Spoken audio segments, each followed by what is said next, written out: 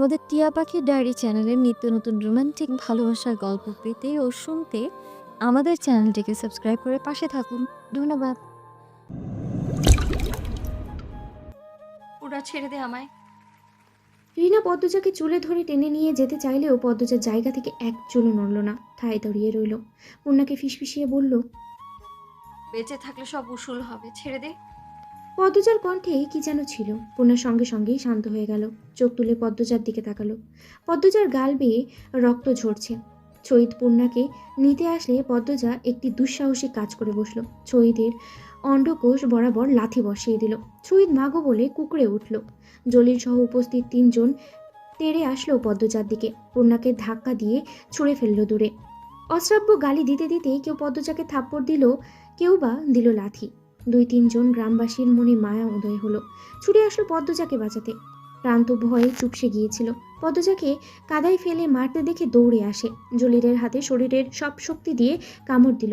জলিল প্রান্তের কান বরাবর থাপ্পড় বসাতেই প্রান্তের মাথা ভনভন করে উঠল। পরিস্থিতি বিগড়ে যেতে দেখে কামরুল হতবুদ্ধি হয়ে পড়ল। মনে মনে বেশ ভয় পান। কেশে গলা পরিষ্কার করেন, 2 হাত তুলে চেঁচিয়ে বললেন, তোমরা থামো, এটা কি করতেছ? থামো কইতাছি, সবাই সইরা আসো, থামো। সবকিছু থেমে গেল। পদ্মজা কাচুমাচু হয়ে পড়ে রইল কাদায়। নিঃশ্বাস নিতে কষ্ট হচ্ছে। নাভির নিচে একটা লাথি পড়েছে বেশ জোরে। চোখ বুজে রেখেছে, 2 হাত বুকের উপরে। লম্বা চুল কাদায় মেখে ছড়িয়ে আছে চারি। যন্ত্রণায় যেন পাঁজরগুলো মরমর করে ভেঙে যাচ্ছে। পূর্ণা জ্বরের তোপে জ্ঞান হারিয়েছে। হেমলতার মা মঞ্জুরা বাড়িতে ঢুকে পদ্মজাকে এভাবে পড়ে থাকতে দেখে আঁতকে উঠলেন। দৌড়ে এসে পদ্মজাকে তুলতে চাইলে কামরুল হুঙ্কার ছাড়লেন, এই ছেড়ে ধরন যাইব না, যা নেন থাইকা। মঞ্জুরা পদ্মজার কামিজ ঠিক করে দিলেন। এরপর 2 জন লোককে নিয়ে পূর্ণাকে তুলে ঘরে নিয়ে গেলেন। মঞ্জুরার বুক কাঁপছে হেমলতার ভয়। হেমলতা বারবার বলেছিল 2 দিন তার মেয়েদের চোখের আড়াল না করতে, আর তিনি একা বাড়িতেই ছেড়ে দিয়েছেন। ইচ্ছে হচ্ছে এক ছুটে কোথাও পালিয়ে যেতে। হিমেল নাক টেনে টেনে কাঁদছে। জপ করছে হেমলতার নাম। মঞ্জুরা রেগে ধমক দেন। আহ, থাম তো। বাপের বাড়িতে কাউকে না পেয়ে হেমলতা চিন্তায় পড়েন। মোর্শেদ বললেন, আমরার বাড়িত গিয়া বইয়া রইছে মনে হয়, আও বাড়িত যাই। হেমলতা মিনমিনে গলায় বললেন, তাই হবে। 2 জন হেঁটে বাড়ির রাস্তায় ওঠে। তখন পাশ কেটে একজন মহিলা হেঁটে যায়। কিছুটা হাঁটার পর মোর্শেদের খটকা লাগলো। তিনি ঘাড় ঘুরিয়ে তাকান। মহিলাটি অনেক দূর অবধি চলে গিয়েছে। মহিলার অবয়ব দেখে মোর্শেদের বাসন্তীর কথা মনে হলো। মনে মনে আওড়ান, বাসন দিয়ে আইছে। পরপরই নিজের মনকে বুঝ দেন। না না, হে আইব কেমনে? আর আইলেও যাইব গা কেন? তিনি আর মাথা ঘামালেন না। হেমলতার বুক দুরু দুরু করছে, ঠান্ডা বাতাস বইছে, তবুও তিনি ঘামছেন অজানা আশঙ্কায়। বাড়ির কাছাকাছি এসে তিনি দেখতে পেলেন মাতব্বরকে। মাতব্বরের সাথে আরও 2 জন ব্যক্তি। এছাড়া বাড়ির সামনে মানুষের ভিড়ও দেখা যাচ্ছে। হেমলতার হৃৎপিণ্ড যেন থমকে গেল। মেরুদণ্ড বেয়ে বরফের ন্যায় ঠান্ডা কিছু একটা ছুটে গেল। তিনি নিঃশ্বাস বন্ধ রেখে ছুটতে থাকেন। পিছলা খেয়ে পড়ে যেতে গিয়েও নিজেকে সামলে নেন। হেমলতার দৌড়ে দেখে মোর্শেদ অবাক হন, প্রশ্ন করেন, তুমি দৌড়াইতেছ কেন? হেমলতা প্রশ্নটি শুনলেন না। নিকাব বাতাসের দমকায় উড়ে পড়ল দূরে। তিনি ভিড় ঠেলে বাড়িতে ঢোকেন। কোলাহল বেড়ে গেল।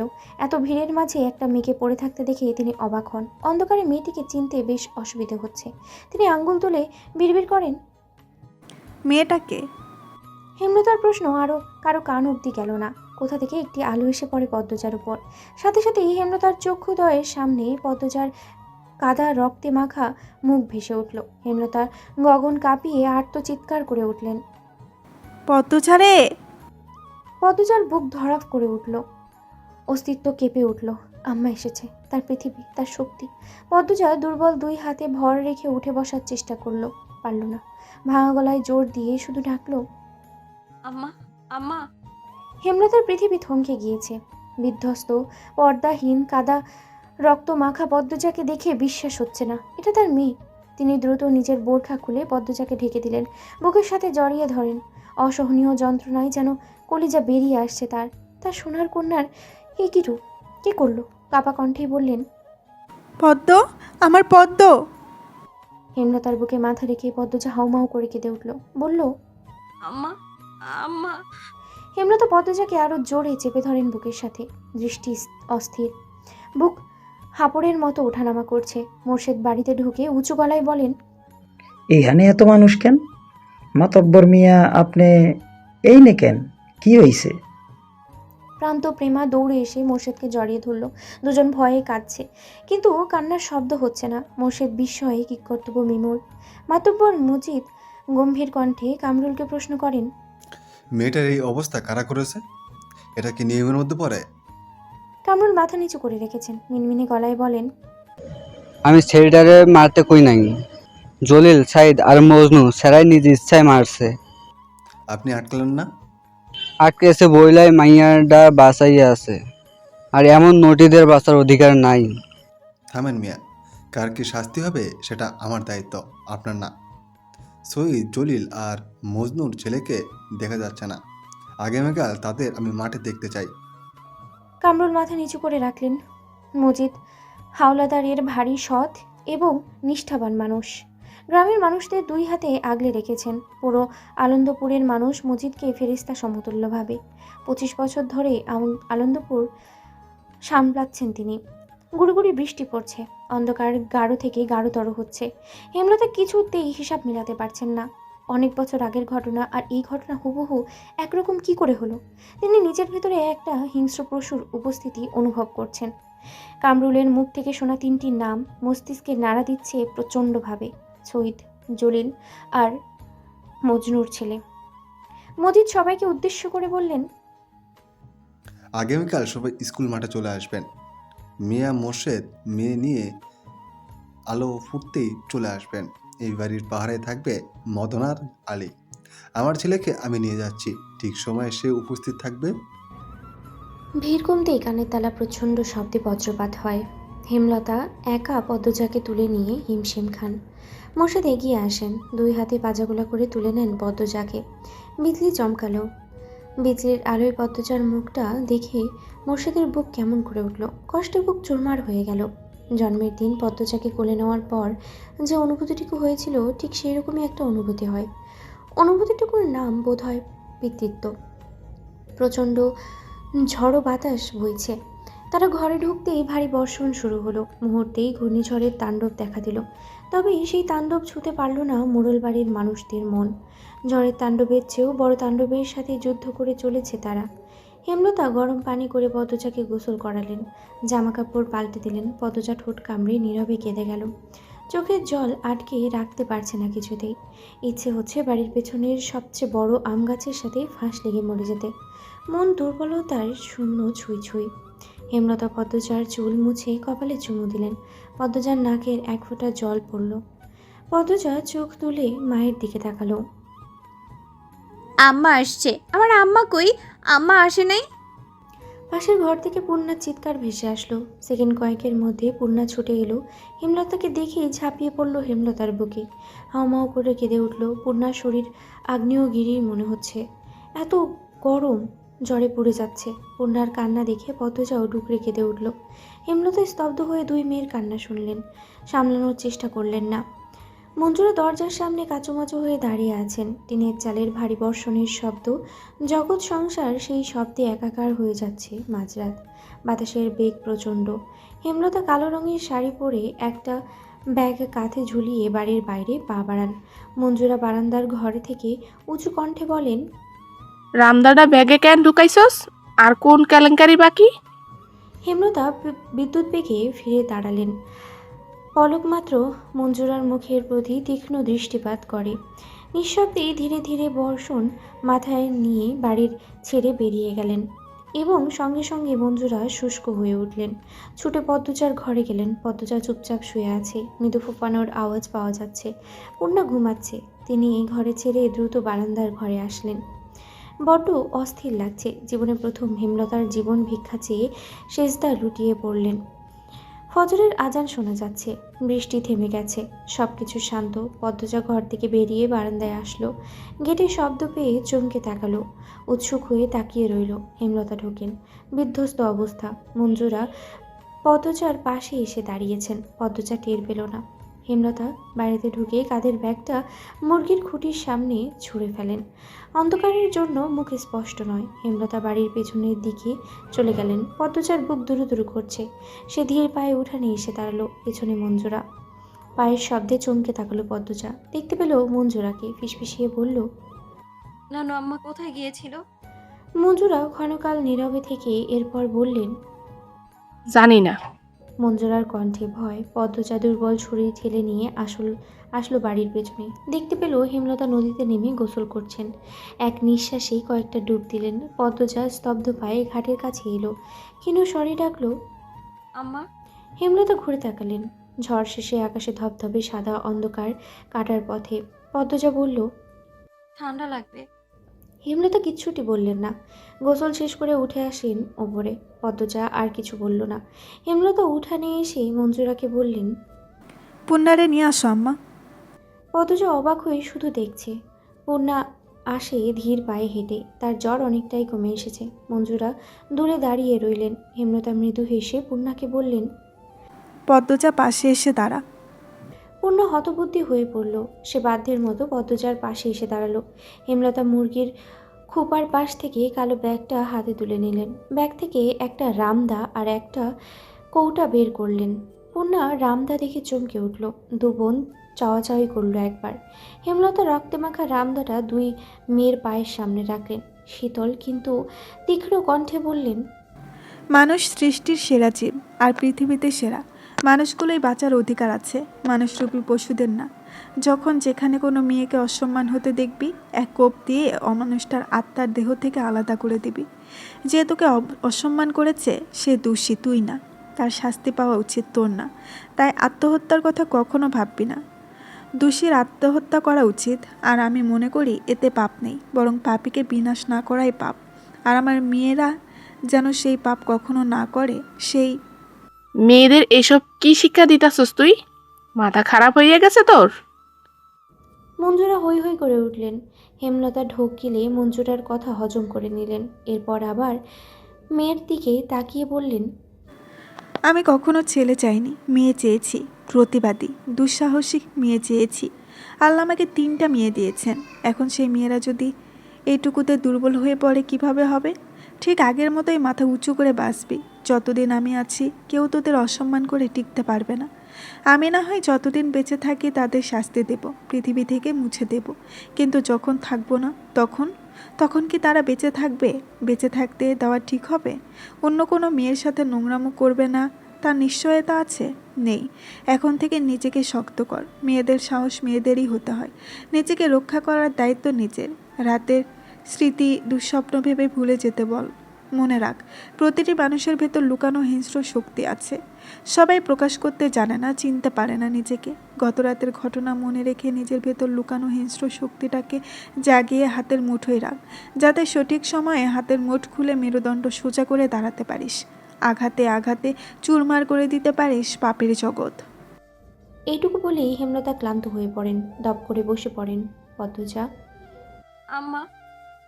বলেই হেমলতাকে ধরতে চাইলে হেমলতা হাত উঠিয়ে বলেন। দাঁড়িয়ে থাক। হেমলতা সময় নিয়ে দম নেয়। এরপর কৌটাটা খুলে ঠান্ডা তরল কিছু ঢেলে দেয় দুই মেয়ের পায়ে।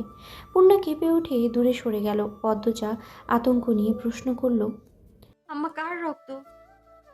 রক্তের কথা শুনে ঘৃণা আর ভয়ে পূর্ণার সর্বাঙ্গ রিরি করে উঠল। মনে হচ্ছে পায়ে পোকা কিলবিল করছে। টাটকা তাজা লাল রক্ত। বমি গলায় এসে আটকে গেছে। হেমলতা পদ্মজাকে জবাব দিলেন না, শুধু মৃদু হাসলেন। পূর্ণা এই ভয়ঙ্কর দৃশ্য সহ্য করতে না পেরে জ্ঞান হারালো। পদ্মজা দুই হাতে জাপটে ধরল পূর্ণাকে। কি আশ্চর্য, এই ভয়ঙ্কর ঘটনা তাকে একটুও বিচলিত করল না।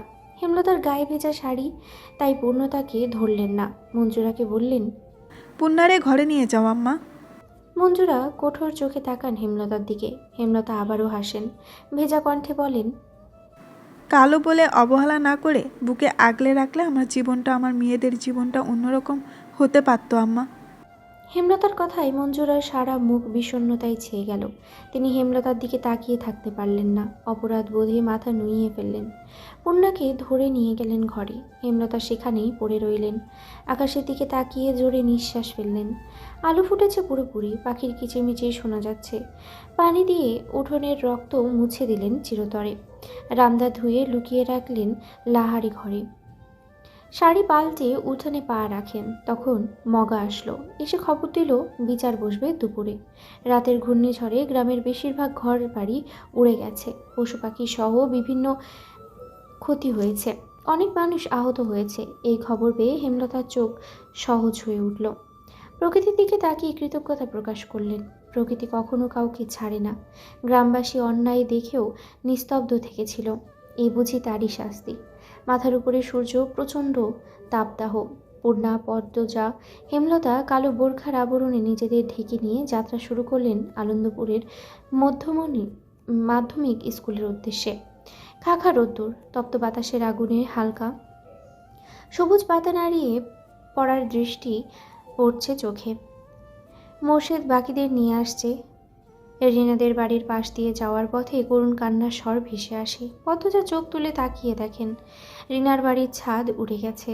গাছপালা ভেঙে উঠানে পড়ে আছে। হেমলতা পদ্মজাকে টেনে নিয়ে এগিয়ে যান। বটের ছায়ায় আশ্রয় নিচ্ছিল এক রাখাল ছেলে। সে হেমলতার মুখ দেখে বুঝল পিছনে দুটি মেয়ে, পদ্মজা আর পূর্ণা। ছুটে আসলো, পদ্মজাকে উদ্দেশ্য করে বলল, পদ্ম আপা, তুমি ডরায়ও না, তোমার কিছু হইব না। চারিদিকে নিঝুম নিস্তব্ধ ঝিম ধরা প্রকৃতি। ঘামে দরদর তৃষ্ণাক্ত রাখাল হাঁপিয়ে কথা বলছে। স্কুলে যাওয়ার পথে মাঝে মাঝেই এই 15 বছর রাখালের সাথে দেখা হতো পদ্মজার। পদ্মজার জন্য পাগল সে, বড় বোনের মতো মান্য করে। পদ্মজা মৃদু করে হাসল। পদ্মজার মুখের উপরে পাতলা পর্দা বলে রাখালের চোখে তা পড়ল না। রাখালকে পেছনে ফেলে 3 মা মেয়ে এগিয়ে চলল। স্কুল মাঠে অনেক মানুষ জমেছে। রাতের ঘূর্ণিঝড়ের জন্য আনন্দপুরের বেশি অর্ধেক মানুষ আসেনি, তবুও প্রায় 500 মানুষ তো এসেছেই। ঘটনা ঘটেছে 8 পাড়ায়, আর তা ছড়িয়ে পড়েছে সব পাড়ায়।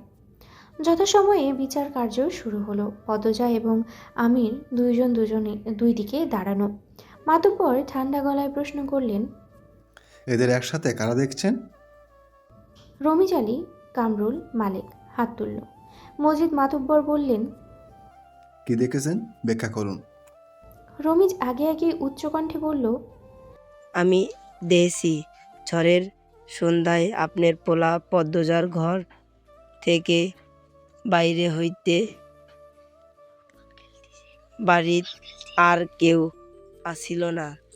আমি রেগে গিয়ে কিছু বলতে চাইল। মজিদ মাতব্বর হাতের ইশারায় আটকে দিলেন।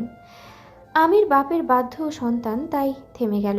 মজিদ মাতব্বর বললেন, আপনি আমিরকে পদ্মজার ঘর থেকেই বের হতে দেখেছেন? রমিজ আলী দৃষ্টি অস্থির রেখে আমতা আমতা শুরু করলেন। দম নিয়ে বললেন, তারে বারান্দা থাইকা বাইর হইতে দেখেছি। মজিদ মাতব্বর নীরব থেকে এরপর বললেন, তাহলে কোন আন্দাজে আপনি বলছেন তারা নিষিদ্ধ কাজে লিপ্ত ছিল? পদ্মজার সর্বাঙ্গ রিরি করে উঠল। সে চোখ বুজে ফেলল। রমিজ আলী থমকে গিয়ে পরপরই হুঙ্কার দিয়ে বললেন, একটা অচেনা ছেঁড়া খালি বাড়িত কেন সেরির কাছে কেন যাইব? আপনার নিজের ছেঁড়া বলে তার দোষ ঢাকতে পারেন না।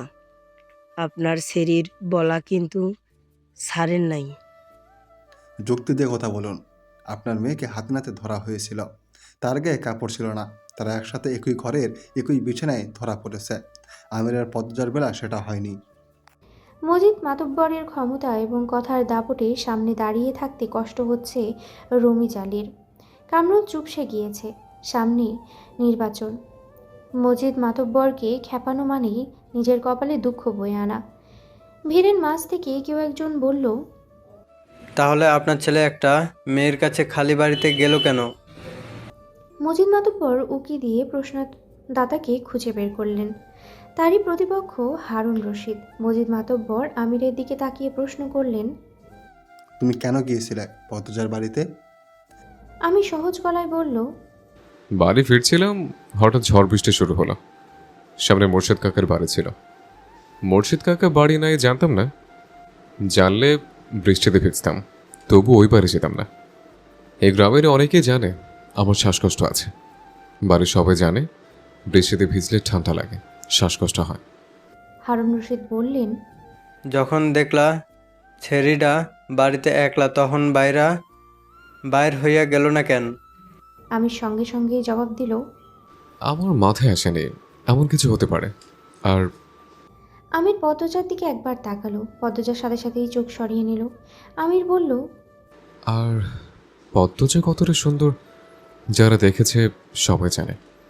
আমি প্রথম দেখে অভিভূত হয়ে পড়ি, তাই মস্তিষ্কে একবারও কোনো বিপদের আশঙ্কা আসেনি। মজিদ মাতুব্বর ছেলের শেষ কথা শুনে অসন্তুষ্ট হলেন, তবুও স্বাভাবিক থেকেই বললেন, গ্রামবাসী কোনো প্রমাণ ছাড়াই লাফিয়েছে, মেয়েটাকে অপদস্থ করেছে। প্রমাণ ছাড়া কারো বিরুদ্ধে নোংরাম অপবাদ দেওয়া অপরাধ। মজিদ মাতুব্বর কামরুলের দিকে তাকিয়ে তাকে লক্ষ্য করে বললেন, সৈয়দ মজনুর ছেলে, আরেকটা কে জানি, কোথায় তারা? কামরুল ধীরভাবে বলল, পাই নাই খুঁজে, মনে হয় ভয়ে কোন হানে লুকাই আছে। রমিজ আলী হঠাৎই গমগম করে উঠলেন, এইটা আমি মানি না। তারারে আপনি ছাইরা দিতে পারবেন না। আপনার ক্ষমতা বেশি দেখাইয়া আপনি এমনে নিজের স্যারারে ঢাইকা রাখতে পারবেন না। ধূর্তবাজ লোক। আমি রেগে মেগে রমিজ আলীকে ধরতে এলো। মজিদ গর্জন দিয়ে উঠলেন। আমির আমির কিরমির করে রাগ হজম করার চেষ্টা করল। হারুন অতিশয় ধূর্ত লোক, তিনি রসিকতা করে বললেন, সত্যি হোক আর মিথ্যাই, বদনাম তো বদনামেই। মজিদ সবার প্রশ্ন কথা উপেক্ষা করে উপস্থিত গ্রামবাসীর উদ্দেশ্যে বললেন, আপনাদের আমার বিচারের প্রতি বিশ্বাস আছে? সবাই আওয়াজ করে বলল, আছে।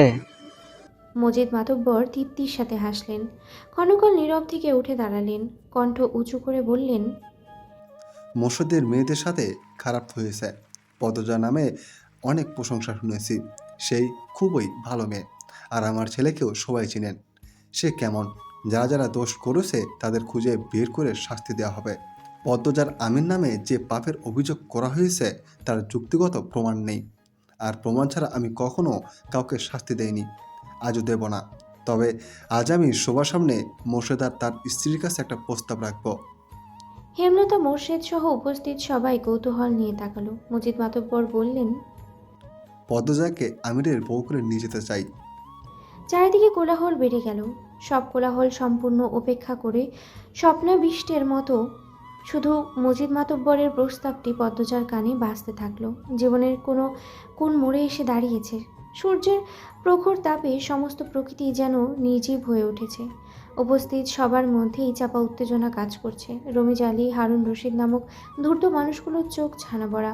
মজিদ মাতব্বর ধীর শান্ত কণ্ঠে বললেন, আপনারা চাইলে সময় নিতে পারেন। আজ এখানে হেমলতা কথার মাঝে আটকে গিয়ে বললেন, আপনি বিয়ের তারিখ ঠিক করুন। মজিদ মাতব্বরের প্রস্তাবের চেয়ে এই প্রস্তাবে হেমলতার রাজি হওয়াটা যেন কলহল মুহূর্তেই দ্বিগুণ বাড়িয়ে দিল। পদ্মজা হতভাগ, বিষয়ে কি কর্তব্য বিমূঢ়। মোর্শেদ চোখ বড় করে হেমলতার দিকে দৃষ্টিপাত করেন। আশপাশ থেকে ফিসফিসানি ভেসে আসছে। মজিদ মাতব্বর মৃদু হাসলেন। এরপর আনন্দ সহকারে সবাইকে নিমন্ত্রণ করলেন। আগামী শুক্রবার আমার ছেলের সাথে মোর্শেদের বড় মেয়ের বিবাহ, আপনাদের সবার নিমন্ত্রণ রইল। কথা শেষ করে হেমলতার দিকে তাকিয়ে প্রশ্ন করলেন, দিন তারিখ ঠিক আছে? হেমলতার সম্মতি জানালেন। মোর্শেদ অবাকের চরম পর্যায়ে, কোনো কথা আসছে না মুখে। পদ্মজা ঢোক গিলে ব্যাপারটা হজম করে নিল। মজিবের সাথে যখন তার বিয়ের আলোচনা হলো তখন সে ভারী অবাক হয়েছিল। লিখুন শাহ নামে একটা মানুষকে মনে পড়েছিল। এখন তেমন কিছুই হচ্ছে না। অনুভূতিগুলো ভোতা, যা হওয়ার হবে, সেসব নিয়ে ভেবে লাভ নেই। বিচার সভা ভেঙে গেল। মজিদ মাতব্বর আলাদা করে মোর্শেদের সাথে কথা বললেন। তিনি আগামীকাল নিজ স্ত্রী এবং বাড়ির অন্যান্য বউদের নিয়ে পদ্মজাকে দেখতে আসবেন। মোর্শেদ হেমলতা সমস্বরে অনুমতি দিলেন। বাড়ি ফেরার পথে অনেকের কটু কথা কানে আসে। পদ্মজা আমির দুজনেই চরিত্র খারাপ, এজন্যই বিয়ে হচ্ছে। মাতব্বর ক্ষমতাবান বলে পুরো ব্যাপারটা ঘুরিয়ে নিয়েছে, কিন্তু তলে তলে তো নিজেরা জানে তাদের ছেলে মেয়ে কেমন, তাই তাড়াতাড়ি করে বিয়ে হয়ে যাচ্ছে। কেউ একজন খুব বিশ্রীভাবেই পদ্মজাকে উদ্দেশ্য করে বলল, কে জানে মনে কত সেরি পেট বাদাইছে, রাইতে বাপ মারে দিয়া পায়ে ধইরা বিয়ে ঠিক করছে। পদ্মজার মন তিক্ত হয়ে ওঠে। হাঁটতে ভীষণ কষ্ট হচ্ছে। এত নোংরা মন্তব্য সহ্য করা খুবই কঠিন। মিথ্যে অপবাদ চারিদিকে। বোরখার আড়ালে পদ্মজার চোখ দুটি ছলছল করে উঠল। খুব কাঁদতে ইচ্ছে হচ্ছে। হেমলতা পদ্মজার এক হাত শক্ত করে চেপে ধরেন। মানুষদের ছায়া ছেড়ে ক্ষেতের রাস্তা দিয়ে যাওয়ার পথে তিনি বললেন, জীবন খুব ছোট। এই ছোট্ট জীবনে ঘটে অনেক ঘটনা। যে ভালো তার সাথে যে শুধু ভালোই হবে তা কিন্তু ঠিক না, উচিতও না। ভালো খারাপে মিলিয়েই জীবন। তাই বলে সেই খারাপকে পাত্তা দিয়ে সময় নষ্ট করতে হবে তার কোনো মনে নেই। খারাপটাকে পাশে রেখে ভালো মুহূর্ত তৈরি করার চেষ্টা করবি, ভালোটা ভাববি। শুধুমাত্র কয়জনের কথায় কি এসে যায়। পুরো গ্রামবাসী জানে তুই কেমন। পুরো অলন্দপুরের যত মানুষ আজ এসেছে তাদের মধ্যে বেশিরভাগ মানুষই মনে মনে তোর গুণগান গেয়েছে। তারা মনে মনে বিশ্বাস করে তুই নির্দোষ, কিন্তু চুপ ছিল। যারা খারাপের দলে তারা সংখ্যায় কম বলে কোলাহল করে নিজেদের দাপট দেখাতে চেয়েছিল। সবার অগোচরে বোঝাতে চেয়েছিল আমরা অনেকজন, কিন্তু পারেনি। কোলাহল কোনো কিছুর সমাধান নয়। এখন যারা নিন্দা করলো তারা নিজেদের নিচু মনের পরিচয় দিয়েছে। সেই সাথে আমলনামায় পাপের সংখ্যা বাড়িয়ে দিল। তাদের শাস্তি পৃথিবী এবং আখিরাতের দুটোতেই হবে। একদিন এদের শাস্তি হবেই, এই কথাটা ভেবে খুশি হ। সব ভুলে যা, বাকি জীবন পড়ে রয়েছে। সেসব নিয়ে ভাব। চোখে জল ওতে আপনজন এবং আল্লাহর জন্য ফেলা উচিত, এদের মতো মানুষদের জন্য না। পদ্মজা হু হু করে কেঁদে উঠল। আচমকা হেমলতাকে মাঝপথে শক্ত করে জড়িয়ে ধরে কান্নামাখা কণ্ঠে বলল, তুমি জাদু করো আম্মা, তুমি জাদু জানো। হেমলতা পদ্মজার পিঠে হাত বুলিয়ে দিলেন। মোর্শেদ পদ্মজাকে কান্না থামাতে চাইলেন। হেমলতা ইশারায় চুপ করিয়ে দেন। পাশেই বিস্তীর্ণ ক্ষেত। গ্রীষ্মের দুপুরের রূপ স্পষ্টভাবেই দেখা যাচ্ছে। মোর্শেদের কপাল বেয়ে ঝরঝর করে ঘাম ঝরছে। তার দৃষ্টি থমকে আছে হেমলতার দিকে। একটা অপ্রিয় সত্য সম্ভাবনার কথা মনে হতেই চোখ দুটো ছলছল করে উঠল। তিনি দ্রুত চোখ সরিয়ে বড় করে নিঃশ্বাস ফেলেন। জীবনের লীলা খেলায় তিনি নিঃস্ব। পদ্মজার কান্না থামার লক্ষ্যই নেই। হেমলতা ছদ্ম গম্ভীর্যের সহিত বললেন, এত কাঁদলে কিন্তু মারবো। আকাশ জুড়ে তারার মেলা। জানালা গুলি চাঁদের আলো পদ্মজার মুখশ্রী ছুঁয়ে যাচ্ছে। সে বারান্দার ঘরে উপর হয়ে শুয়ে আছে। বুকটা কেমন যেন করছে, অনবরত কাঁদছে। হেমলতার উপস্থিতি টের পেয়ে দ্রুত উঠে বসল। হেমলতা পদ্মজার দিকে মুহূর্তকাল তাকিয়ে রইলেন। পদ্মজা নখ করছে। হেমলতা বললেন, ঘুম আসছে না। পদ্মজা মাথা দুই পাশে নাড়ল। হেমলতা আর কিছু বললেন না। পদ্মজা পিনপতন নীরবতা কাটিয়ে বলল, মেজো আপার বিয়ের তারিখ পড়েছে। হেমলতা পদ্মজার দিকে তাকিয়ে আবারও চোখ সরিয়ে নিলেন। বিছানার উপরে বসে পদ্মজাকে টেনে কোলে শুতে ইশারা করেন। পদ্মজা শুয়ে পড়ল। মায়ের কোলটা তার এখন ভীষণ দরকার ছিল।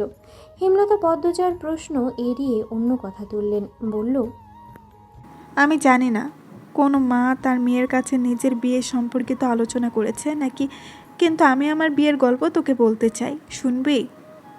পদ্মজা সায় দিল। হেমলতা পদ্মজাকে বিয়ের ব্যাপারে আগ্রহী করে তোলার জন্য অতীতে নিয়ে যান। সেদিন রাতে আব্বা এসে বলল 3 দিন পর আমার মেয়ে বিয়ে। আমি খুব অবাক হয়েছিলাম, কষ্ট হয়েছিল। আমি আরও পড়তে চেয়েছিলাম। এরপর শুনলাম যার সাথে আমার বিয়ে হচ্ছে তার পড়াশোনা নেই, জ্ঞানও যথেষ্ট কম, রকচটা লোক। এসব তথ্য জেনে রাগ মন খারাপ কিছুই হয়নি, ভয় হয় না জানি কেমন যাবে সংসার। বিয়ের দিন ঘনিয়ে এলো। তোর আব্বাকে তখনও আমি দেখিনি। বিয়ের দিন আয়নায় প্রথম দেখি। কালো একটা মুখ, চোখ দুটো গভীর। কখনো না দেখা মানুষটাকে প্রথম দেখেই মনে হয় আমার সবচেয়ে আপন একজন মানুষ। সব ভয় কেটে গেল। বিদায়ের সময় বাবাই বলছিল দুজনকে খুব মানিয়েছে। রাত জোটক একজন হিন্দু দিদি বলেছিলেন সাক্ষাৎ রাম সীতা। আটপাড়ায় যদি একজন 6 ফুট লম্বার মানুষ থাকে তবে সেটা তোদের আব্বা ছিল। বিয়ের পর জানতে পারি তোর আব্বাকে বিয়ে করার জন্য অনেক মেয়েই পাগল ছিল। নিজেকে খুব ভাগ্যবতী মনে হতো। অশিক্ষিত ভেবে নাক কুঁচকিয়েছিলাম। সেই আমি তোর আব্বার জন্য দিনকে রাত, রাতকে দিন মানতে রাজি ছিলাম। এতটাই ভালোবাসা হয়ে গেছিল যে তোর আব্বা ছুরি নিয়ে রক্তের আবদার করলে আমি আমার বুক পেতে দিতাম। পদ্মজা মাঝপথে আটকে দিয়ে বলল, তাও তো আব্বা তোমায় ভালোবাসেনি আম্মা। হেমলতার হাসি উজ্জ্বল মুখটা নিভে গেল। অপ্রতিভ হয়ে উঠলেন। তিনি দৃষ্টি এলোমেলো রেখেই বললেন, তাকে বিয়ে করতে বাধ্য করা হয়েছিল।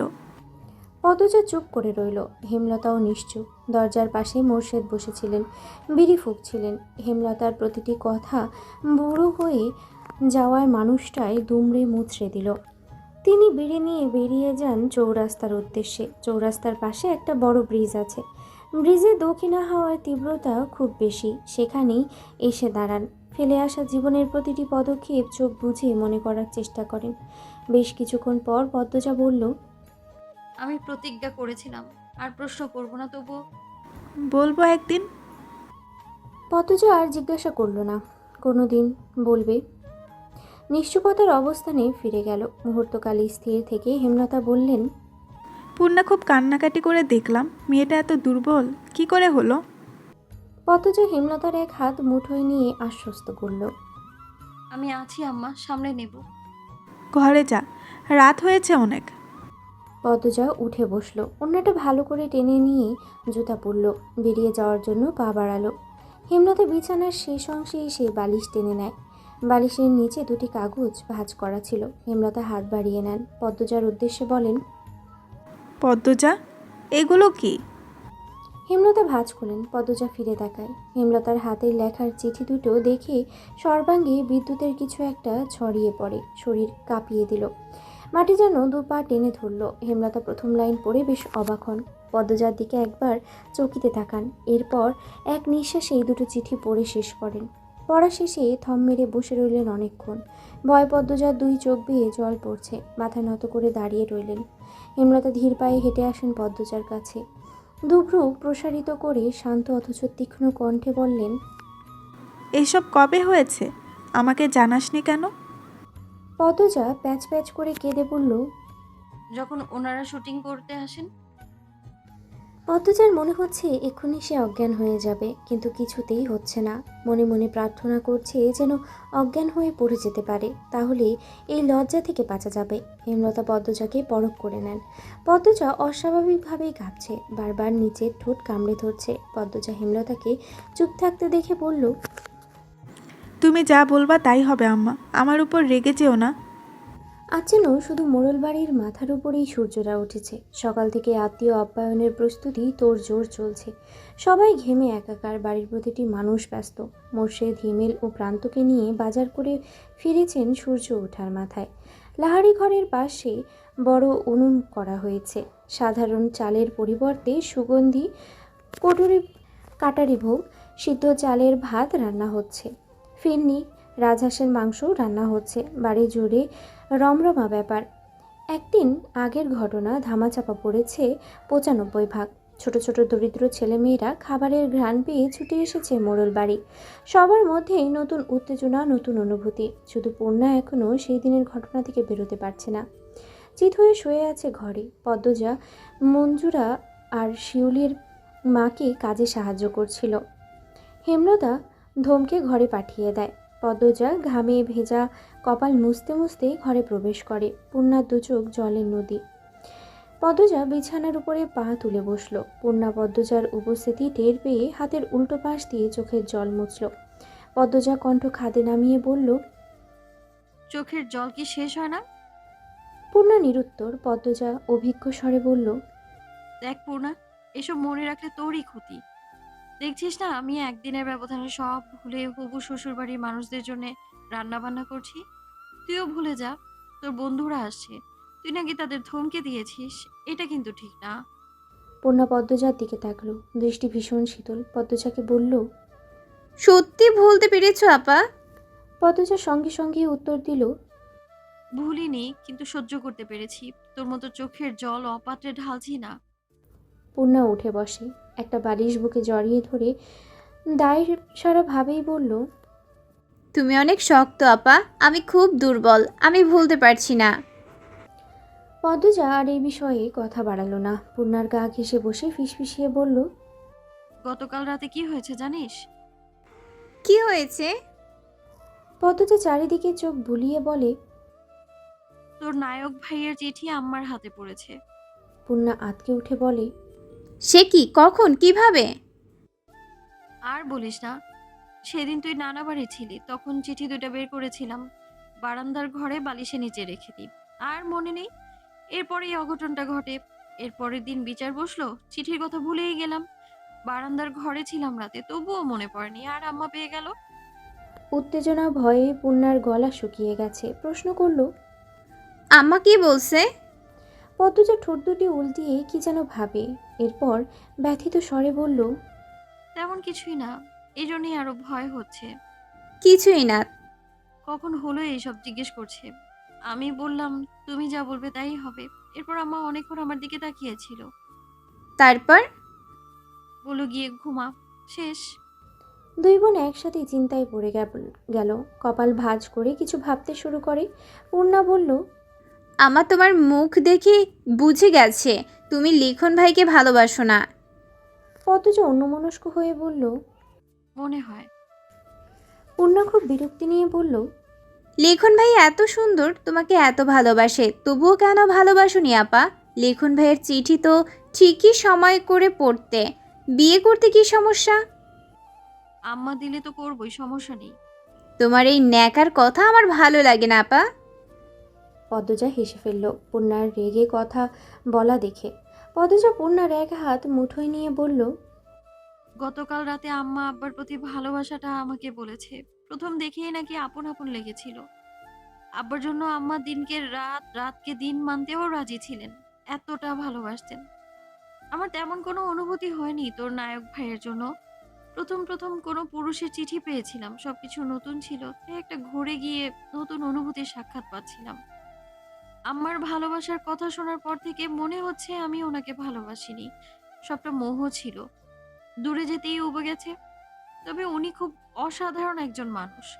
আম্মা ওনার হাতে তুলে দিলে আমাকে কোনো ভুল হবে না, কিন্তু এটা এখন কল্পনাতীত। পরিস্থিতি পাল্টে গেছে, আমার বিয়ে ঠিক হয়ে গেছে। পদ্মজার এত কথা উপেক্ষা করে পূর্ণা কটমট করে বলল, তোমার কি কালা চাঁদরে দেখলে আপন আপন লাগে? পদ্মজা চোখ ছোট ছোট করে জিজ্ঞেস করলো। কালাচাঁদকে? পূর্ণা মিনমিনিয়ে বলল, তোমার হবু জামাই। তারপরই গলা উঁচিয়ে বলল, আমিও কালা জানি, কিন্তু আপা তোমার জন্য লিখন ভাইয়ের মতো সুন্দর জামাই দরকার। পদ্মজা এক হাতে কপাল চাপড়ে বলল, এখনো লিখন ভাই? যা, তোর সাথে তোর নায়কের বিয়ে দিয়ে দেব। এখন আয়, ঘর থেকে বের হ। মুক্তা, সোনামণি, রোজিনা আসছে, তোর সাথে কথা বলবে। আয় বলছি, আয়। পূর্ণাকে টেনে নিয়ে বের হলো পদ্মজা। সূর্যি মামার রাগ কমেছে। মোড়লবালির মাথার উপর থেকে দূরে গিয়ে দাঁড়িয়েছে। সদর ঘর ভর্তি মানুষ। হাওলাদার বাড়ির বৌদের গ্রামবাসী শেষবার তাদের বিয়েতেই দেখেছে। আবার দেখার সুযোগ হওয়াতে দল বেঁধে মানুষ এসেছে। লোকমুখে শোনা যায় হাওলাদার বাড়ির মেয়ে বৌদের সারা অঙ্গে সোনার অলংকার ঝলমল করে। মগা মদন সহ আরও দুজন ভূত মোড়ল বাড়ির গেটের দাঁড়িয়ে বাড়ির পাহারা দিচ্ছে। পদ্মজাকে শাড়ি পরাচ্ছে হেমলতা। পদ্মজা এর আগে কখনো শাড়ি পরেনি। পূর্ণা প্রেমা ছোট হয়েও পড়েছে। পদ্মজার কখনো ইচ্ছে করেনি, তাই সে হেমলতাকে বলল, প্রথম শাড়ি তুমি পরাবে আম্মা। শাড়ি পরানো শেষে চোখে কাজও লেগে দেয়। ঠোঁটে লিপস্টিক দিতে গিয়েও দিলেন না। মাথার মাঝ বরাবর সিঁথি করে চুলে খোপা করতেই পূর্ণা ছুটে আসে, হাতে শিউলি ফুলের মালা। হেমলতা মৃদু ধমকের স্বরে বললেন, এতক্ষণ লাগলো? হেমলতার কথা বোধ হয় পূর্ণার কানে গেল না। পূর্ণা চাপা উত্তেজনা নিয়ে বলল, আল্লাহ, আপারে কি সুন্দর লাগছে। পদ্মজা লজ্জায় মিইয়ে গেল। চোখে মুখে লাল আভা ছড়িয়ে পড়ে। হেমলতা পদ্মজার খোপায় ফুলের মালা লাগিয়ে দিয়ে বললেন, শুধু রূপে চারিদিক আলোকিত করলে হবে না, গুণেও তেমন হতে হবে। পদ্মজা বাধ্যের মতো মাথা নাড়ল। তখন হুড়মুড়িয়ে সেখানে উপস্থিত হলো লাবণ্য। দৌড়ে এসে পদ্মজাকে জাপটে ধরে এক নিঃশ্বাসে বলেও ফেলল, আল্লাহ, পদ্ম তুই আমার ভাবি হবি? আমার বিশ্বাসই হইতাছে না, মনে হইতাছে স্বপ্ন দেখতাছি। ইয়া মাবুদ, শাড়িতে তোরে পরি লাগতাছে, বাড়ির সবাই ফিট খাইয়া মরবো, দেখিস। পদ্মজা কি বলবে ভেবে পেল না, শুধু হাসলো। হেমলতা পদ্মজার মাথায় ঘুমটা টেনে দিল। লাবণ্যকে বলেন, তোমার সইকে নিয়ে যাও। পদ্মজা হেমলতার হাতে হাত রেখে অনুরোধ করে বলল, আম্মা তুমি আসো। হেমলতা হাসেন। পদ্মজার মাথায় এক হাত রেখে বলেন, কয়দিন পর থেকে এরাই তোর আপন, মা পাশে থাকবে না। পদ্মজার চোখ দুটি ছলছল করে ওঠে, ছলছল চোখ নিয়ে তাকিয়ে রইল মায়ের দিকে। পদ্মজাকে নতুন বউরূপে দেখে হেমলতার বুকে ঝড় বইছে। মেয়েটা কয়েকদিন পর আলাদা হয়ে যাবে। 2 মাস আগে হলে তিনি 7 রাজার ধনের বিনিময়েও মেয়ের বিয়ে দিতেন না। আমি আসছি। লাবণ্য, যাও তো, নিয়ে যাও। পূর্ণা, তুইও যা। লাবণ্য পদ্মজাকে নিয়ে যায়। পদ্মজার বুক ধড়ফড় করছে। মায়ের যেন কি হয়েছে। সে পিছন ফিরে তাকায়, সাথে সাথেই হেমলতা অন্যদিকে ঘুরে তাকান। চোখ থেকে 2 ফোঁটা জল গড়িয়ে পড়ে। তিনি দ্রুতই তা মুছে ফেলেন। সদর ঘর কোলাহলময় ছিল। পদ্মজা ঢুকতেই সব চুপ হয়ে গেল। লাবণ্য পদ্মজাকে ছেড়ে ভারী আনন্দ নিয়ে বলল, আম্মা, কাকিমা, ভাবি, আপারা, এই যে পদ্মজা, আমার নতুন ভাবি। পদ্মজা চোখ তুলে তাকালো। অলংকারে জলজল করা 5 জন নারীকে দেখে যেন চোখ ঝলসে গেল তার।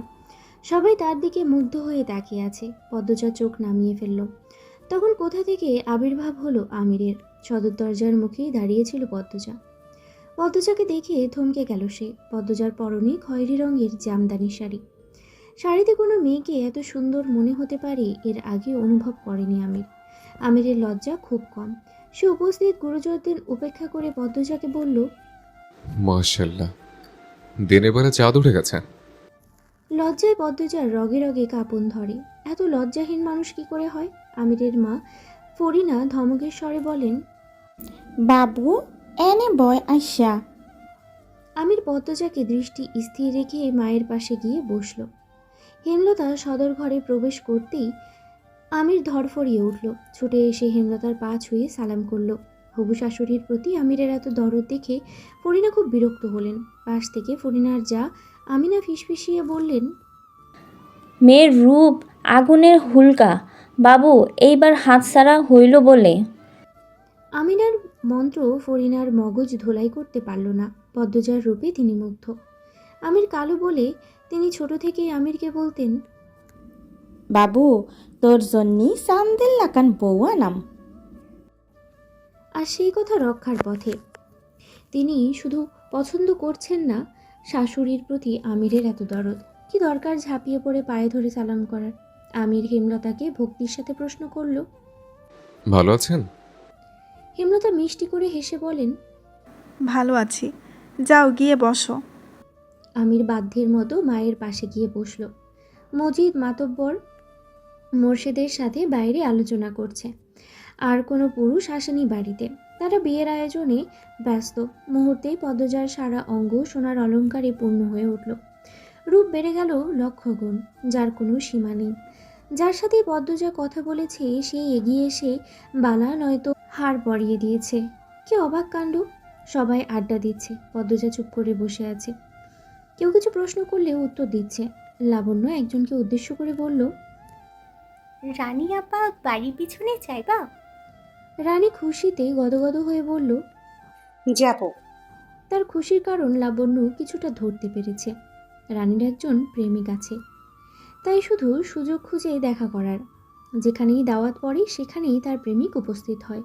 লাবণ্য সবার কাছ থেকে অনুমতি নিয়ে পদ্মজা, পূর্ণা, রানীকে নিয়ে বাড়ির পেছনে আসে। রানী বাড়ির পেছনে এসেই ঘাটের দিকে ছুটে যায়। একটা নৌকা এসে ভিড়ে। নৌকায় কে ছিল দেখা যায় না। রানী নৌকায় উঠে পড়ে। কারোর সাথে বিরতিহীনভাবে কথা বলছে শোনা যায়। পূর্ণা লাবণ্যকে প্রশ্ন করল, লাবণ্য আপা, রানী আপা কার সাথে কথা বলে? আব্দুল ভাইয়ের সাথে। কোন আব্দুল? যার কথা ভাবছিস। কথা শেষ করে লাবণ্য চোখ টিপল। পূর্ণা অবাক হয়ে বলল, মাস্টারের সাথে? লাবণ্য হাসে। রানী এগিয়ে আসে। লাবণ্য বলে, কথা শেষ? চইলা গেছে। রানী পদ্মজার দিকে তাকিয়ে বলল, মাশাআল্লাহ, তুমি এত সুন্দর, আমার কোলে নিয়ে আদর করতে মন যাইতেছে। পদ্মজা মুচকি হেসে বলল, আপনি খুব শুকনা, আমায় কোলে নিতে পারবেন না। শুকনা হইতে পারি, শক্তি আছে। রানীর কথা বলার ঢঙে সবাই হেসে উঠল। পূর্ণা আমিরকে দেখে পদ্মজার কানে কানে বলল, আপা, তোমার কালাচাঁদ আসছে। পদ্মজা পূর্ণাকে চোখ রাঙিয়ে বলল, কি সব কথা? ওনার বোনরা আছে। লাবণ্য, রানী, যা এখান থেকে। আমিরের আদেশ শুনে রানী লাবণ্য খুব বিরক্ত হলো। রানী কাঁদো কাঁদো হয়ে বলল, দাদাভাই থাকি না। আমি চোখ রাঙিয়ে তাকালো, ধমকের স্বরেই বলল। যেতে বলছি যা। লাবণ্য বিরক্তিতে ইস বলি পদ্মজাকে বলল। আই অন্যখানেও যাই। পদ্মজা থাকো, তোরা যা। আমিরের কথা শুনে বেশি চমকালো পদ্মজা। লাবণ্য ফোঁস ফোঁস করতে করতেই বলল। কেন কেন? পদ্মজা পূর্ণা অন্যদিকে ফিরে আছে। আমি দৃষ্টি কঠোর করতেই লাবণ্য রানী চলে গেল। পূর্ণা চলে যেতে চাইলে পদ্মজা পূর্ণার হাত চেপে ধরে। পূর্ণা পদ্মজার হাত ছাড়িয়ে ধীর কণ্ঠে বলল। একা থেকে তোমার কালাচাঁদের ভালোবাসা খাও। ছি। পূর্ণা ছুটে চলে গেল। আমির পদ্মজার পাশে এসে দাঁড়াতেই পদ্মজা বলল। বিয়ের আগে গুরুজনদের না জানিয়ে এভাবে একা কথা বলা ঠিক নয়। কি হবে? পদ্মজা কিছুক্ষণ নীরব থেকে বলল। কলঙ্ক লাগবে। আর কি বাকি আছে? পরিমাণ না বাড়ানোই ভালো। পদ্মজার কথা বলতে একটুও গলা কাঁপেনি। বাড়ির ভেতর চলে আসার জন্য পা বাড়াতেই আমির পদ্মজার এক হাত থাবা দিয়ে ধরে, আবার ছেড়ে দিল। পদ্মজা ছিটকে দূরে সরে গেল। আমির বলল। তুমি সত্যি একটা পদ্মফুল পদ্মবতী। এজন্যই লিখন চার মতো সুদর্শন যুবক তোমার প্রেমে পড়েছে। দেখা হওয়ার পরেই প্রথম পদ্মজার চোখ তুলে তাকালো, পরপরই চোখের দৃষ্টি সরিয়ে ছুটে বাড়ির ভিতরে চলে গেল। আমির অনেকক্ষণ সেখানে দাঁড়িয়েছিল। দেখতে দেখতে সন্ধ্যা ঘনিয়ে এলো। এবার আত্মীয় বিদায়ের পালা। যাওয়ার পূর্বে লাবণ্য একটা কাগজ পদ্মজার হাতে গুজে দিয়ে বলল। দাভাই দিছে। ঘুমাবার আগে পদ্মজা কাপা হাতে কাগজটির ভাঁজটি খুলল। কাগজটিতে যত্ন করে লেখা। সারা অঙ্গ কলঙ্কে ঝলসে যাক, তুই বন্ধু শুধু আমার থাক। সারা বাড়ির সব কাজ শেষ করে হেমলতা ক্লান্ত পায়ে হেঁটে ঘরে আসেন। মুর্শিদ সবেমাত্রই শুয়েছেন। হেমলতা বিছানার একপাশে কাত হয়ে শুয়ে চোখ বন্ধ করেন। মুর্শিদ হেমলতার দিকে ফিরে ধীর কণ্ঠে বললেন। ধানের মিলটা পাইয়া যাইতাছি। মোর্শেদের গলা দুর্বল হলেও খুশিতে চোখ চকচক করছে। হেমলতা মৃদু হেসে বলেন। মতব্বরকে যৌতুক দিচ্ছেন? মোর্শেদ হেসে বলেন। কে কইছে পারো? সে আমারে কি কইছে জানো? কি কইল, শোনো মোর্শেদ। আচ্ছা আগে শোনো, আমি কিন্তু শহুরে ভাষায় কইতে পারুম না, আমি আমার গ্রামের ভাষায় কইতাছি। হেমলতা মোর্শেদের কথা বলার ভঙ্গি দেখে আওয়াজ করেই হাসলেন, বললেন। আচ্ছা যেভাবে ইচ্ছা বলো। মোর্শেদ খ্যাক করে গলা পরিষ্কার করে বললেন। কইল, শোনো মোর্শেদ, তোমার এই মোড়ল বাড়ি হইতাছে একটা বিল, যে বিলে একটাই পদ্মা ফুল আছে। এই পদ্মা ফুলটার জন্যই এই বিলটা এত সুন্দর, আর আমি সেই পদ্মা ফুলটারে তুইল্লা নিয়ে যাইতেছি। এই বিলে পদ্মা ফুলটার চেয়ে দামি সুন্দর আর কিছু নাই, তাই আমার আর কিছু লাগবো না। বিনিময়ে আমি এই খালি বিলটারে ধানের মিল দিয়া দিলাম। বুঝলা কথা? মাতব্বর মানুষটা সাক্ষাৎ ফেরেশতা, মন দয়ার সাগর। হেমলতা বললেন ছোট্ট করে। পুনরায় বললেন। একটা কথা। মোর্শেদ জিজ্ঞাসু ইশারা করে ভ্রু উঁচিয়ে। হেমলতা উঠে বসেন, বলেন। লিখনকে মনে আছে? সে বিয়ের প্রস্তাব দিয়েছিল তোমাকে। মোর্শেদ লেশমাত্র অবাক হলেন না, দায়সারাভাবেই বললেন। এতদিনে জানলা? আমি মনে করছি কবেই জান্না ফেলাইছো। আমি তো আর সব জানতা নয়, আমাকে বলনি কেন? বললা কি হইতো, সেডি বিয়া দিতা? আর সেরাটা নায়ক, কত সেরির লগে ঘষাঘষি করে, সেরিগুলাও নষ্ট, নষ্টাদের সাথে চলে এই ছেড়ায়। মুখ খারাপ করো না, ছেলেটার মধ্যে আমি তেমন কিছুই দেখিনি। তুমি আমাকে জানাতে পারতে, নিশ্চিন্তে ছেলেটা সুপাত্র। বর্তমান পরিস্থিতি স্বাভাবিক হলে সে মা বাবা নিয়ে আসলে আমি ফিরিয়ে দিতাম না। থাক এসব কথা, এখন বলেও লাভ নেই। পদ্মজার মন স্থির আছে, পরিস্থিতি ভাগ্য সেখানে নিয়ে যাচ্ছে, সেখানে গা ভাসিয়ে চলুক। ঘুমাও এখন, ভোরে উঠে গোলাপ ভাইয়ের বাড়িতে যাবা। কত কাজ বাকি। বাড়ির বড় মেয়ের বিয়ে কি সামান্য কথা? হেমলতা একা কথা বলতে বলতে অন্যদিকে ঘুরে শুয়ে পড়েন। কিছু সময়ের ব্যবধানে ঘুমিয়েও পড়লেন। সকাল থেকে পূর্ণার দেখা নেই। পদ্মজা পূর্ণাকে খুঁজে বাড়ির পেছনে আসে। পূর্ণা সিঁড়িঘাটে বসে উদাস হয়ে কি যেন ভাবছে। পদ্মজা পা টিপে হেঁটে আসে। পূর্ণা বোনের উপস্থিতি টের পায়নি। পদ্মজা পূর্ণার পাশে বসে, তবুও পূর্ণা টের পেল না। পদ্মজা পূর্ণাকে ধাক্কা দিল। পূর্ণা চমকে থাকলো, বুকে ফু দিয়ে বলল। ভয় পাইছি। উদাস হয়ে কি ভাবছিস? কিছু না। আবার ওইসব ভাবছিস? কতবার না করলে শুনবি বলতো? পূর্ণা নতজানু হয়ে রইল। ক্ষণকাল পার হওয়ার পর ভেজা কণ্ঠে বলল, নিজের ইচ্ছায় মনে করে কষ্ট পেতে আমার ইচ্ছে করে না আপা, মনে পড়ে যায়। চেষ্টা তো করবি, আর ভুলতে হবে এমন তো কোনো কথা নেই। এছাড়া অমানুষগুলো তাদের শাস্তি তো পেয়েছেই। পূর্ণা চোখের জল মুছে আগ্রহ নিয়ে বলল, আম্মা 3 জনকে কি করে মারলো আপা? জানি না। জিজ্ঞাসা করবো আম্মাকে। পদ্মজা ভাবল, এরপর বলল, করব, আজ না অন্য একদিন। বিয়ে করে তো চলেই যাবা। পদ্মজা অভিমানী হয়ে তাকালো পূর্ণার দিকে, বলল, আর কি আসবো না? ফিরে যাত্রা আছে তো, আবার এমনিতেও আসবো কয়দিন পর পর। তাহলে কালাচাঁদের সাথে বিয়েটা সত্যিই হচ্ছে? তুই কি মিথ্যে ভাবছিস? পূর্ণা বিরক্তিতে কপাল কুঁচকে ফেলল, বলল, লিখন ভাইয়ের জন্য কষ্ট হচ্ছে। লিখন নামটা শুনে পদ্মজা অপ্রতিভ হয়ে উঠল। নিজেকে অপরাধী অপরাধী মনে হয়। তাই সে প্রসঙ্গ পাল্টাতে বলল, ওনাকে পছন্দ না তাই কালা বলিস, ঠিক আছে, কিন্তু চাঁদ কেন বলিস সেটা বুঝলাম না। পূর্ণা আর চোখে পদ্মজার দিকে তাকালো, এরপর যান্ত্রিক স্বরে বলল, পাতিলের তলার মতো কালা হয়ে আমার চাঁদের মতো সুন্দর বোনকে বিয়ে করতেছে বলেই কালাচাঁদ ডাকি, নয়তো কালা পাতিল ডাকতাম। আবার দরদ দেখিয়ে বলিও না উনি তো এত কালা না, শ্যামলা। কথা শেষ করে পূর্ণা ঠোঁট পাকালো। পদ্মজা শব্দ করে হাসতে শুরু করলো। কিছুতেই হাসি থামছে না। পূর্ণা পদ্মজার দিকে একদৃষ্টিতে তাকিয়ে থেকে বলল, তুমি খুব কঠিন আপা, খুব ধৈর্য তোমার, ঠিক আমার মতো। পদ্মজা হাসি থামিয়ে পূর্ণার দিকে তাকালো।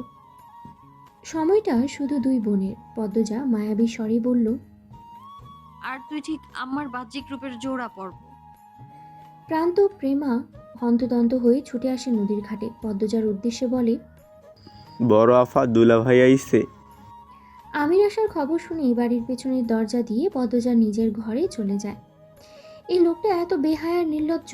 গতকাল সকাল বিকেল বাড়ির সবার সামনেই ঘুরঘুর করেছে। সেই খবর পদ্মজা পেয়েছে। আজ একেবারে বাড়িতে। বিয়ের তো আর মাত্র 3 দিন বাকি। এতটুকু সময় নিজেকে নিয়ন্ত্রণ করা কি সম্ভব নয়? পদ্মজা কপাল চাপড়ে বিড়বিড় করে, এ কার সাথে বিয়ে হচ্ছে আল্লাহ? উঠানে হেমলতা ছিলেন। আমির বাড়ির ভেতরে ঢুকেই হেমলতার পা ছুঁয়ে সালাম করলো। এরপর নতজানু হয়ে বলল, কেমন আছেন আম্মা?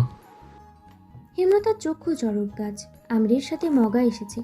মগার হাতে মাছের ব্যাগ, মাথার ঝুড়ি, তাতে মশলাপাতির সাথে শাক সবজি। বিয়ের আগে এত বাজার, আবার আম্মাও ডাকা হচ্ছে। অপ্রত্যাশিত ব্যাপার স্যাপার। হেমলতা ঢোক গিলে ব্যাপারটা হজম করে নেন। ধীর সুস্থেই বলেন, ভালো আছি, তুমি ভালো আছো? বাড়ির সবাই ভালো আছে? জি জি, সবাই ভালো। আমির মগাকে ইশারা করলো। মগা বারান্দায় মাছের ব্যাগ, মাথার ঝুড়ি রাখলো। হেমলতা আমিরকে বললেন, এত সব বিয়ের আগে আনার কি দরকার ছিল, পাগল ছেলে? আমির হেসে ইতস্তভাবেই নতজানু অবস্থায় বলল, এমনি। যাও ঘরে গিয়ে বসো। হেমলতা চলে যেতে গিয়ে আবার দাঁড়িয়ে পড়েন। আমির বলল, আম্মা ক্ষমা করবেন, সন্ধ্যার আগে বাড়ি ফিরতে হবে। কোনো দরকার কি ছিল? আসলে আম্মা, পদ্মজার সাথে একটু কথা ছিল। আমির উসখুস করছে, খুব অস্থির।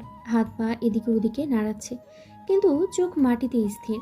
হেমলতা আমিরকে ভালো করে পরখ করে নিয়ে বললেন, ঘরে আছে নয়তো ঘাটে। অনুমতি পেয়ে ব্যস্ত পায়ে হেঁটে গেল আমির।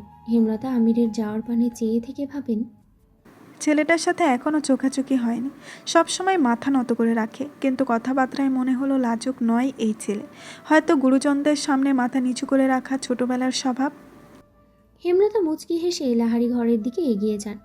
পদ্মজার ঘরের শেষ প্রান্তের বারান্দায় আছে। বারান্দায় পেরোলেই বাড়ির পেছনের দরজা। আমির আসছে শুনে ঘর আর বারান্দার মাঝ বরাবর দরজায় পর্দা টানিয়ে দিল পদ্মজা। আমির ঘরের পাশে দাঁড়ালো। পদ্মজা বারান্দার দিকে। পর্দার কাপড় পাতলা মসৃণ। আমির স্পষ্ট পদ্মজার অবয়ব দেখতে পাচ্ছে। তিত্তির করে বাতাস বইছে। সেই বাতাসেই পদ্মজার কপালে ছড়িয়ে থাকা চুলগুলো উড়ছে অবাধ্য হয়ে। আমির ডাকল, পদ্মজা, কেমন আছো? ভালো, আপনি? ভালো। বেশ কিছুক্ষণ নীরবতা। পদ্মজা বলল, কি বলবেন বলুন। মায়াভরা চোখগুলো দেখার সৌভাগ্য কি হবে? আমিরের কণ্ঠে আকুতি, তৃষ্ণা। পদ্মজার অস্বস্তি হচ্ছে। বেহা মানুষ বড়ই বিপজ্জনক। সে পালানোর জন্য পা বাড়াতেই আমির হৈ হৈ করে উঠল। কসম লাগে, পালাবে না। পদ্মজা মাথার ওড়না টেনে নিয়ে বলল, দরকারি কথা থাকলে বলে চলে যান। তাড়িয়ে দিচ্ছ? ছি না। তোমায় না দেখলে আজ আর প্রাণে বাঁচব না। রাতে ইন্নালিল্লাহ। রসিকতা করবেন না, কাউকে না দেখে কেউ মরে না। পদ্মাবতী রূপ যে পুরুষ একবার দেখেছে, সে যদি বারবার না দেখার আগ্রহ দেখায় তাহলে সে কোনো জাতিরই পুরুষ না। একবার দেখা দাও, কসম লাগে। বারবার কসম দিয়ে ঠিক করছেন না। আচ্ছা কসম, আর কসম দেব না। একবার দেখা দাও। পদ্মজা দুঠোঁট হাঁ হয়ে গেল। কি বলে মানুষটা? কসম করেই বলছে আর কসম দিবে না। আমির ধৈর্যহারা হয়ে বলল, পদ্মাবতী, অনুরোধ রাখো। এভাবে বলবেন না, নিজেকে ছোট লাগে। পর্দা সরাবো? পদ্মজা ঘামছে, বাতাসে অস্বস্তি, নিঃশ্বাসে অস্বস্তি, তবুও সায় দিল। আমির পর্দা সরিয়ে খুব কাছে পদ্মজাকে দেখতে পেল।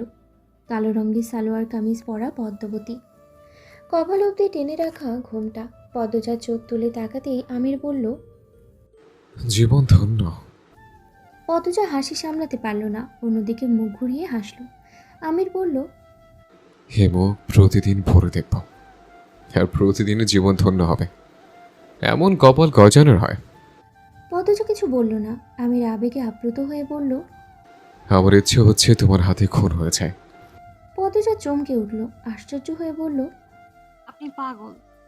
আমির কণ্ঠ খাদে নামিয়ে ফিসফিসিয়ে বলল, তোমার উপস্থিতি আমার নিঃশ্বাসের তীব্রতা কতটা বাড়িয়ে দিয়েছে টের পাচ্ছ? পদ্মজা দূরে সরে গেল, মনে মনেই বলল, উফ, আল্লাহ, আমি পাগল হয়ে যাবো। এই কার পাল্লায় পড়লাম? জ্ঞান বুদ্ধি লাজ লজ্জা কিছুই নেই। আর মুখে আমিরকে বলল, পেয়েছি, এবার আসি। আমিরকে কিছু বলতে না দিয়ে পদ্মজা বারান্দা ছাড়ল। বাড়ির পেছনে মগাকে পেল। মগার পথ আটকে বলল, মগা ভাই। মগা সবগুলো দাঁত বের করে হাসল, বলল, জি ভাবি যান। মগার মুখে ভাবি ডাক শুনে পদ্মজা বিরক্ত হলো, কিন্তু প্রকাশ করলো না। বিরক্তি লুকিয়ে বলল, লিখন স্যার কথা আপনি ওনাকে বলেছেন? উনিটাকে? আপনার আমির ভাই। জি ভাবি যান। মগার অকপটে স্বীকারোক্তি। পদ্মজা এই নিয়ে আর কথা বাড়ালো না, মগাকে পাশ কেটে চলে গেল। মগা দৌড়ে এসে পদ্মজার পথ রোধ করে দাঁড়ালো, ফিসফিসিয়ে গোপন তথ্য দিল। আগামী 2 দিনের মধ্যে লিখন শাহ আসছে, তার বাবা মাকে নিয়ে। খবরটা মগা গত সপ্তাহে পেয়েছে। পদ্মজার পায়ের নিচ থেকে মাটি সরে গেল, ঢোক গিলে নিজেকে আশ্বস্ত করে নিল। সে তো কথা দেয়নি বিয়ে করার, আর না কখনো চিঠি দিয়েছে। লিখন শাহ নিরাশ হলে এটা তার দোষ নয়, লিখন শাহের ভাগ্য। তবুও পদ্মজার খারাপ লাগছে, অপরাধী মনে হচ্ছে নিজেকে। জীবনে আবার কি কিছু ঘটতে চলেছে? বুক ধরপড় ধরপড় করছে। পদ্মজা ঘাটের সিঁড়িতে বসে রইল ঝিম মেরে। মোড়ল বাড়ির আনাচে কানাচেই আত্মীয় স্বজনদের কোলাহল। পদ্মজা বিছানার এক কোণে চুপটি করে বসে আছে। ঘরে দুষ্টু রমণী আছে কয়েকজন, নিজেদের মধ্যে রসিকতা করছে, উচ্চস্বরেই হাসছে। অথচ এরা এই বিপদের সময় পাশে ছিল না। ভীষণ গরম পড়েছে। পদ্মজার পরনে সুতোর কাজ করা সুতি শাড়ি। গরমে শুধু ঘামছে না, বমি পাচ্ছে। প্রেমা পদ্মজার পাশেই বসেছিল। পদ্মজা প্রেমাকে ফিসফিসিয়ে বলল, এ বুনু, আম্মাকে গিয়ে বলবি লেবুর শরবত দিতে। প্রেমা মাথা নাড়িয়ে চলে গেল শরবত আনতে। হেমলতা রান্নাঘরে ছিলেন। প্রেমা লেবুর শরবতের কথা বললে তিনি বললেন, তুই যা, আমি নিয়ে যাচ্ছি। লেবু গাছ থেকে সবেমাত্র ছিঁড়ে আনা পাকা লেবুর শরবত বানিয়ে পদ্মজার ঘরের দিকে এগোলেন তিনি। গিয়ে দেখলেন পদ্মজা বিছানার এক পাশে গুটিসুটি মেরে বসে আছে, উসখুস করছে। ঘর ভর্তি অন্যান্য মানুষে। তিনি সবার উদ্দেশ্যে বললেন, সবাই অন্য ঘরে যাও, পদ্মজাকে একা ছাড়ো। হেমলতার এমন আদেশে অনেকের রাগ হলেও বেরিয়ে গেল। তিনি দরজা বন্ধ করে শরবতের গ্লাস পদ্মজার হাতে তুলে দিয়ে বললেন, সবসময় মুখ বন্ধ রাখা ভালো না। যারা বিপদে পাশে থাকে না তাদের জন্য বিন্দুমাত্র অসুবিধার মুখোমুখি হবি না। গরমে তো শেষ হয়ে যাচ্ছিস। জানালার পাশটাও অন্যরা ভরাট করে রেখেছিল, ভালো করেই সত্যি বলতি। পদ্মজা মায়ের কথার জবাব না দিয়ে এক নিঃশ্বাসেই লেবুর শরবত শেষ করল। এবার একটু আরাম লাগছে। আলনার কাপড়গুলো অগোছালো, সকালেই তো ঠিক ছিল, নিশ্চয়ই মেয়েগুলোর কাজ। হেমলতা আলনার কাপড় ঠিক করতে করতেই জিজ্ঞেস করলেন, কি নিয়ে এত চিন্তা করছিস? পদ্মজা কিছু না বলে বিছানায় আঙুল দিয়ে আঁকিবুকি করতে থাকলো। পদ্মজার অস্বাভাবিকতা দেখে হেমলতা কপাল কুঁচকালেন। বলবি তো? পদ্মজা বিচলিত হয়ে বলল, আম্মা উনি বোধহয় আজ আসবেন। উনি? উনি কে? আমির? না আম্মা, লিখন সাজে উনি। হেমলতা দীর্ঘশ্বাস ছেড়ে স্বাভাবিক কণ্ঠেই বললেন, কপালে যা আছে তাই তো হবে, ভাবিস না, আমি আছি, সব সামলে নেব। লিখনকে আমি বুঝাবো। হেমলতার কথা শেষ হতেই পদ্মজা ভেজা কণ্ঠে বলল, উনি খুব কষ্ট পাবেন আম্মা। হেমলতা অবাক হয়ে তাকান পদ্মজার দিকে। পদ্মজা এত ব্যাকুল কেন হচ্ছে? তিনি কি পদ্মজার অনুভূতি চিনতে ভুল করেছেন, নাকি শুধু কারোর মন ভাঙবে ভেবে পদ্মজার এত ব্যাকুলতা? হেমলতা দোটানায় পড়ে যান। পদ্মজার জীবনে এ কেমন টানাপোড়েন? এই মুহূর্তে পদ্মজাকে বুঝে উঠতে গিয়ে হিমশিম খাচ্ছেন তিনি। ওদিকে হানি ডাকছে। হেমলতার বড় বোন হানি গতকাল ঢাকা থেকে গ্রামে এসেছেন, ছেলে মেয়ে নিয়ে এসেছেন। হেমলতা দরজা দিয়ে পা বাড়ান, তার আগে বলে গেলেন, আমার নোংরা অতীত শোনাবো আজ, বাকি সিদ্ধান্ত তোর। যা চাইবি তাই হবে, মনে রাখিস, যা চাইবি তাই পাবি। পদ্মজা কিছু বলার আগেই হেমলতা চলে গেলেন। পদ্মজার বুকের ভেতরে প্রতিরুদ্ধ তুফান শুরু হয়। মায়ের অতীত জানার জন্য কত অপেক্ষা করেছে সে। আজ যখন সেই সুযোগ এলো, তার ভয় হচ্ছে খুব। কেন হচ্ছে জানে না, কিন্তু হচ্ছে। হাত পায়ের রগে রগে শিশির অনুভূতি। ভ্যান গাড়িতে চড়ে আনন্দপুরের আটপাড়ায় ঢুকলো লিখন শাহ, সাথে বাবা মা এবং বোন। বাবা শব্দর আলী, মা ফাতিমা বেগম, বোন লিলি। শব্দর আলী চশমার গ্লাস দিয়ে গ্রামের ক্ষেত দেখলেন আর বারবার বলছেন, এই তো আমার দেশ, এই তো আমার বাংলাদেশ। ফাতিমা ভীষণ বিরক্ত ভ্যানে চড়ে। ওনার ইচ্ছে ছিল কোনো মন্ত্রীর মেয়েকে ঘরের বউ করে আনবেন। আর ছেলের নাকি মেয়ে পছন্দ হয়েছে গ্রামে। ছেলের জেদের কাছে হেরে আসতেই হলো। লিখনের পরনে ছাই রঙা শার্ট, চোখে সানগ্লাস। উত্তেজনায় তার হাত পা কাঁপছে রীতিমতো। এমন একটা দিন নেই যেদিন পদ্মজার কথা ভেবে শুরু হয়নি। এমন একটা রাত নেই যে রাতে পদ্মজাকে নিয়ে স্বপ্ন দেখা হয়নি।